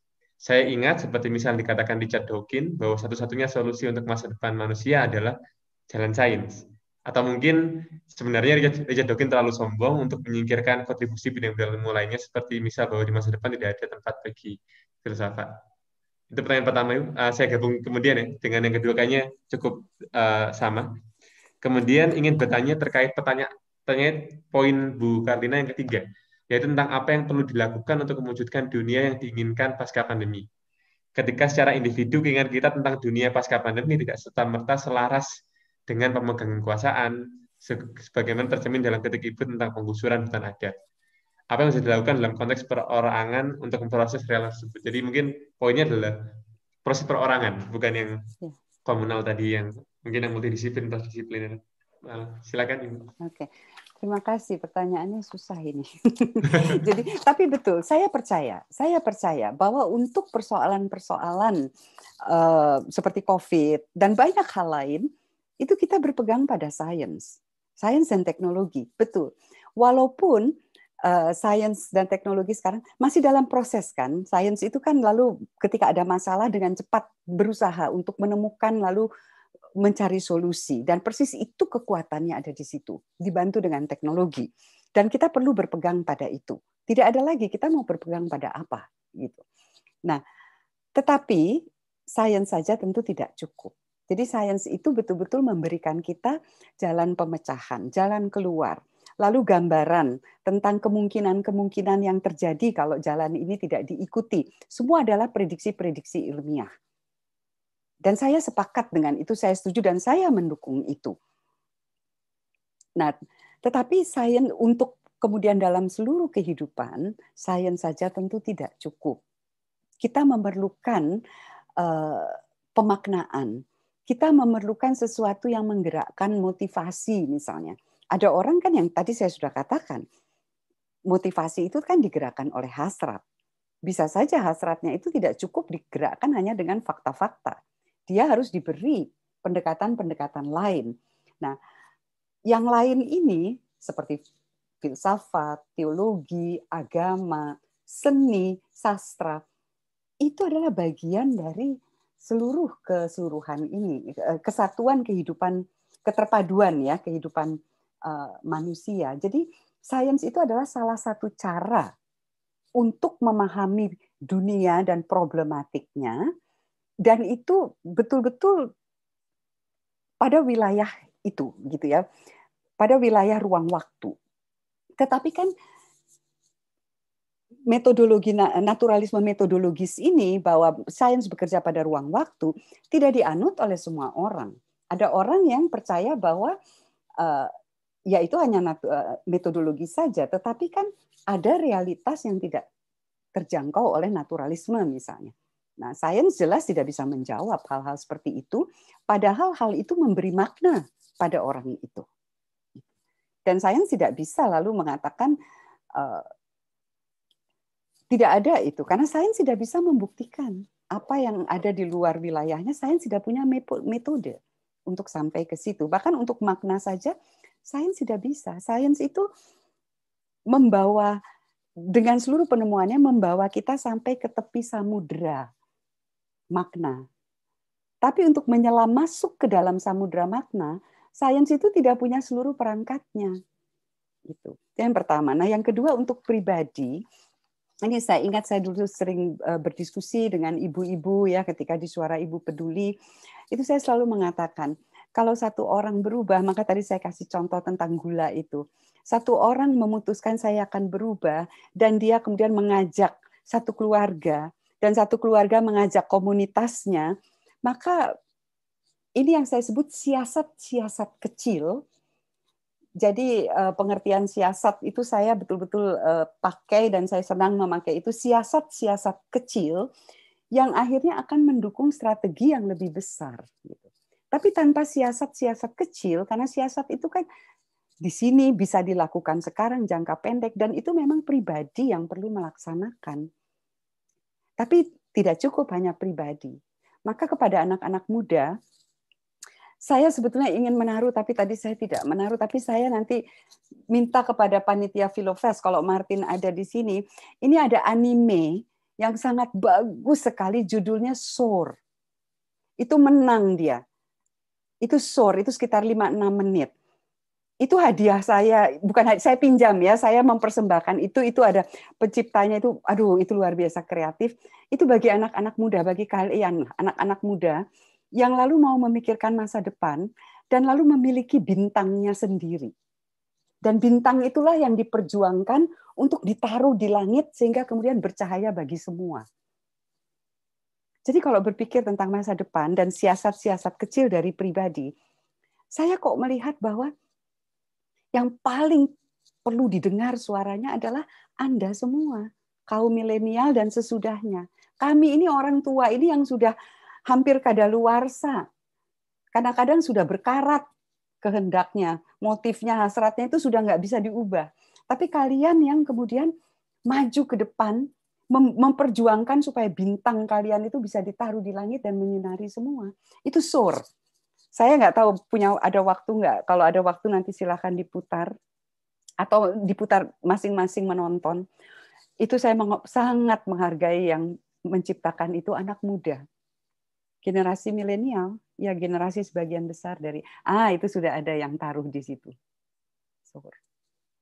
Jadi ya siasat penting dari diri sendiri. Apa yang Anda anggap paling baik untuk bisa mengubah kebiasaan Anda yang selama ini Anda pikir, lah kebiasaan saya ini kalau dilakukan oleh banyak orang, ternyata mempengaruhi kebaikan bersama. Antri, nerobos lampu merah, buang sampah sembarangan. Wah kan nggak ada tempat sampah, masukkanlah ke dalam kantung. Sampai nanti tiba di rumah, keluarkan dari kantung baru.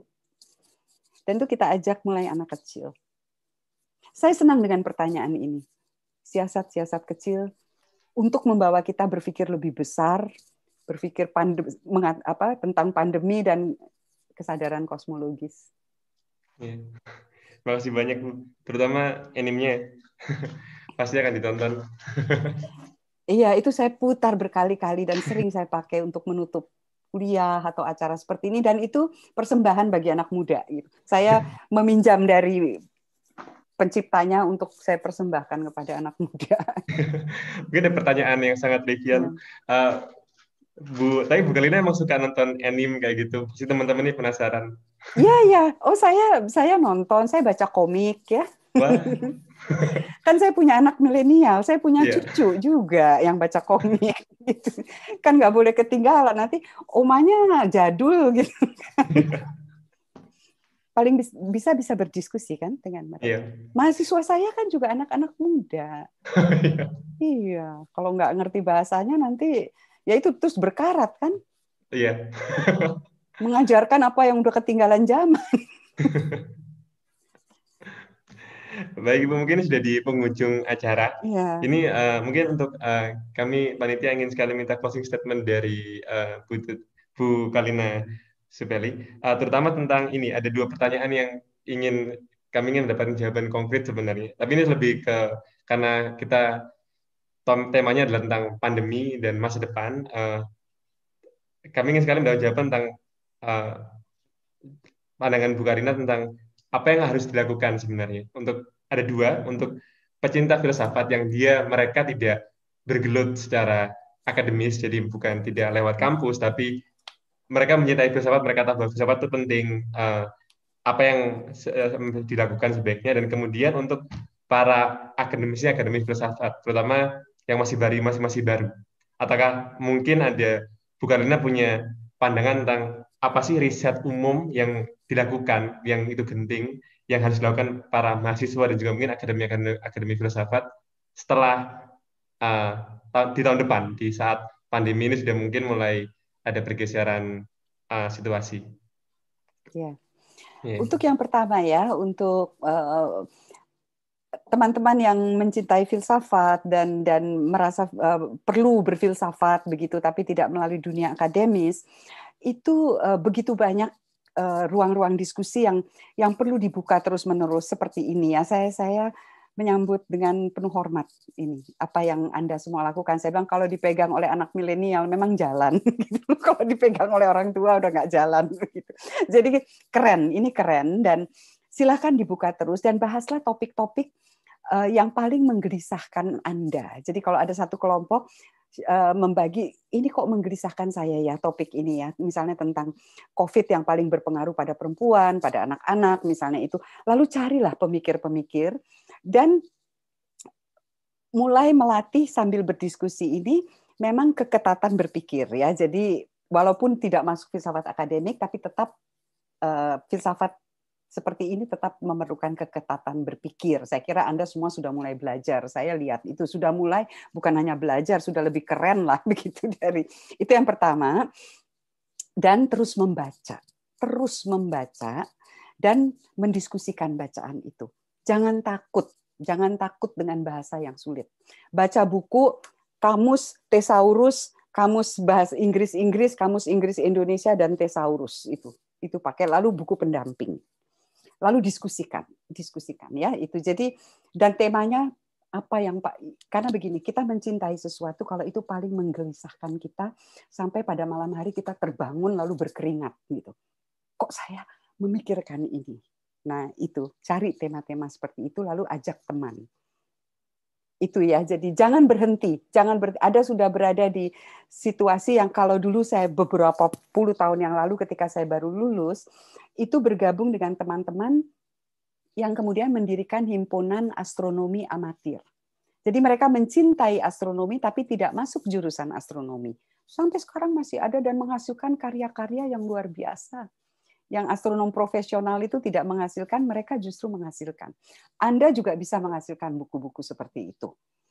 Henry Manampiring kan sudah terbit itu bukunya kan tentang stoikisme. Nah, untuk yang akademik itu sangat tergantung tentu saja, tapi kan kalau kita lihat ini filsafat ilmu ini akan memang perlu ditinjau betul-betul ya. Jadi implikasi untuk mengerti bagaimana kaitannya dengan perkembangan di dalam biologi molekuler, di dalam situasi jadi gini, tentang kemampuan predictive science ya.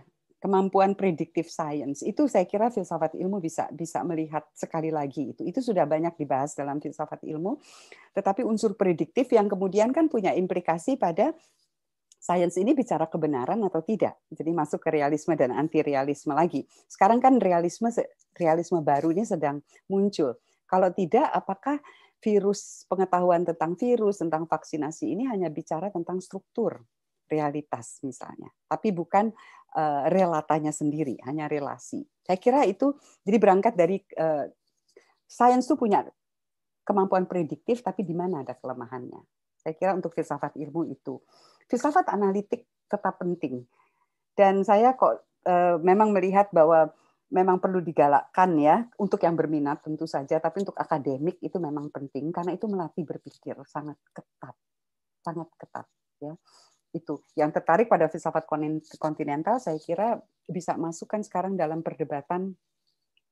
Saya kira post-truth tetap relevan ya, tapi ditinjau bukan lagi dengan cara diametris dikotomis, karena sebetulnya kan ada telaah yang menarik dari Fuller yang mengatakan loh, filsafat sendiri kan sudah sebetulnya sejak awal bicara sudah mengemukakan post-truth gitu, dengan perdebatan-perdebatannya.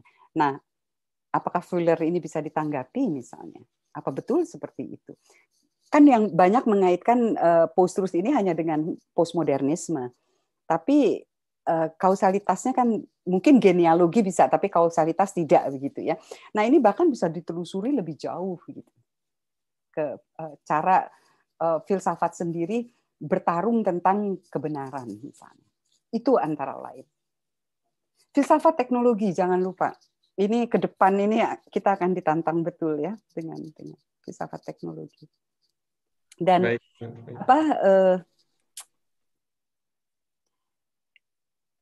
melampaui Heidegger lah filsafat teknologinya itu.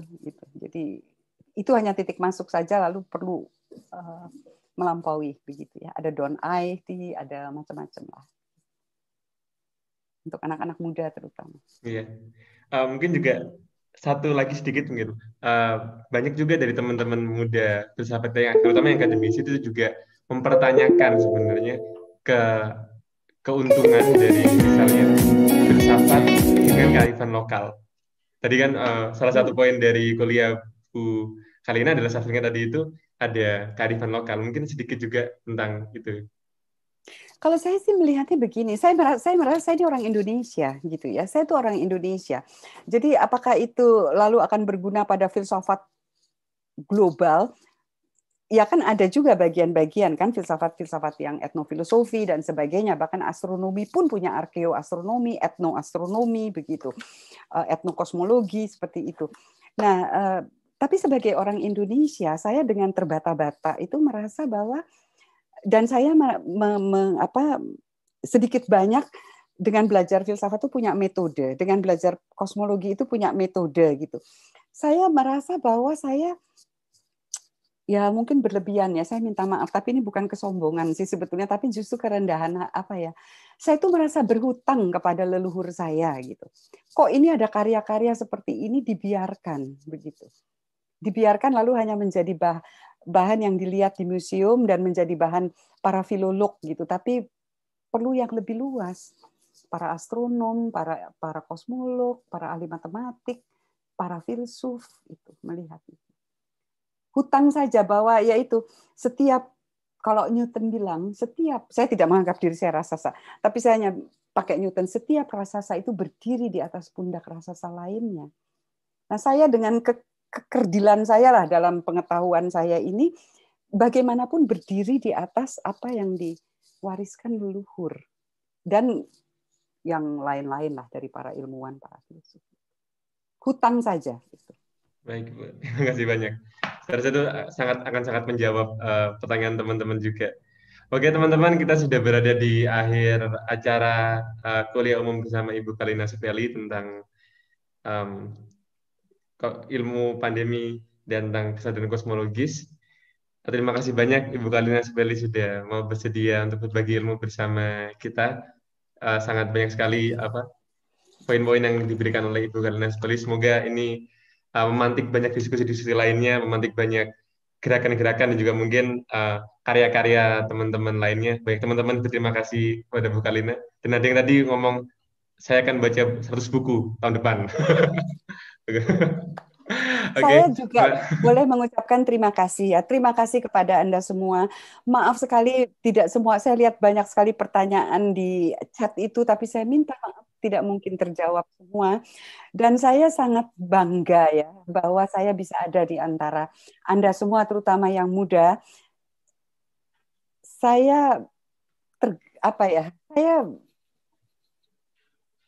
Saya terharu, itu saja, bahwa di tengah suasana yang begitu sulit Anda mau berpikir dan membuat berpikir itu menjadi sesuatu yang menyenangkan. Anda bisa membuat itu, berpikir memang berat, memang capek, tapi bisa menyenangkan. Terima kasih untuk acara ini. Terima kasih untuk panitia dan untuk semua yang ikut di sini. Terima kasih juga Ibu, terharu juga ini. Terima kasih banyak, kita akan melanjutkan perjuangan berpikirnya ini. Oke teman-teman, terima kasih banyak untuk acara hari ini.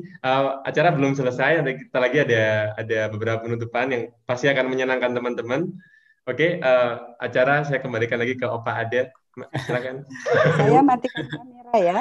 Terima kasih Ibu Kalina. Terima kasih banyak sudah mampir di sini, Ibu, sudah mengisi sesi pembelajaran terakhir untuk malam ini. Terima kasih juga Bung Banin sudah memoderatori sesi terakhir ini buat pembelajarannya.